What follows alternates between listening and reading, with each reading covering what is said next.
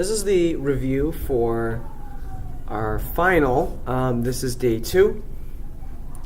And I'm going to be going over a few of the homework problems.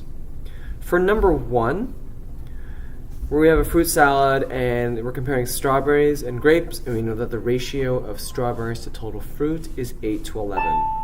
I find it really helpful to always write out the things that I'm comparing. So I know that I have strawberries,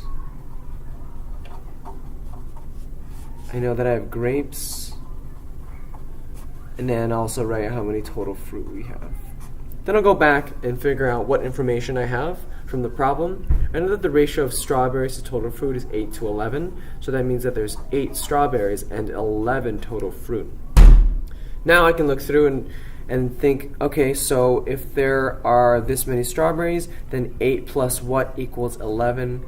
8 plus 3 equals 11, so there are 3 grapes. Now it's much easier to go through each of these ratios and figure out what numbers to write in. Now I want to jump down to problem number 2, specifically C. So it says Stephen had $90 in his wallet, then he bought 10 pieces of pizza, and each pizza costs X dollars. How much money does he have left? So we know that Stephen starts with $90, and then he buys 10 pieces of pizza. So he's buying something, and if we know he's buying, that's going to leave us with less money, and less in math is always minus. So 90 minus. And then each pizza costs X dollars.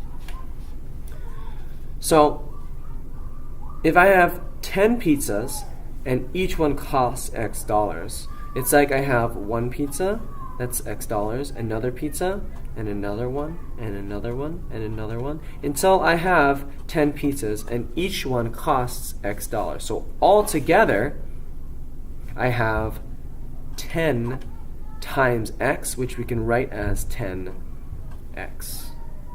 So if all of the pizzas together cost 10X, and I started with $90, then I'm going to be left with 90 minus the cost of all the pizzas, which is 10X. 90 minus 10X is my expression there.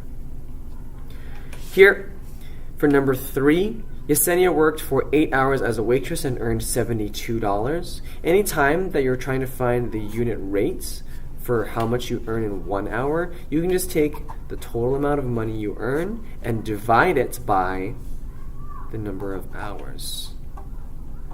And once I divide that, that will give me how much she earns in 1 hour. And then I can use that unit rates, multiply it by 11 here to figure out how much she earns in 11 hours. Next, I want to move to the second page. Now we're talking about number 4 and miles per gallon. So miles per gallon, right, which I'll write out here. Miles per gallon is equal to how far the car can travel, how many miles it can travel using 1 gallon of gasoline. And the way that we can figure that out is if we know that 375 miles is how far the car can go using 15 gallons, I can use my division and divide, this is on a separate sheet of paper now, 375 divided by 15. Because 15 is how many gallons of gas it uses. This is how far it goes. 15 goes into 37 twice. 2 times 15 is minus 30. 37 minus 30 is 7. Bring down the 5. 15 goes into 75 5 times. So 25. So that means that 15 times 25 gets me to 375. I also know that the unit rate is 25 miles per gallon. Now that I have this unit rate, I can use this to fill out the rest of the table. Because if the car uses 10 gallons of gasoline, I know it's 10 times 25 miles for every gallon, so times 25, that'll give me this number. And then I think, okay, what number times 25 gives me 500? Or 500 divided by 25 is what? And same thing here, 30 times 25 is going to be what number there? The last one that I want to talk about is number 6. Juan is taking a test.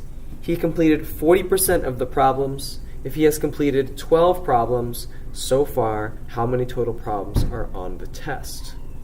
This is a problem where we can use an equivalent ratio. So the portion that we have is 12 problems. And we want to figure out how many total problems. So total's on the bottom. This is what we want to figure out here. And the 12 problems that he's completed are equal to 40% of the problems. So this is equal to 40%, which is 40 over 100. Now normally we start to look between 12 and 40. 12 times what equals 40? In this case, we get kind of stuck because there's no whole number that we can multiply with 12 to get to 40. So what we can do is instead we can look at this right here, and this fraction, right, this ratio, which is also a fraction, we can simplify it.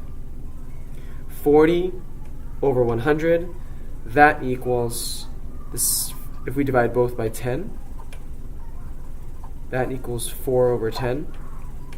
And this we could simplify even further. Divide both by 2. That equals 2 over 5. Now 40 over 100 is the same thing as 2 over 5, so we can rewrite our equivalent ratios now. 12 problems out of the total, which we're trying to figure out, equals 2 over 5. That's from right here.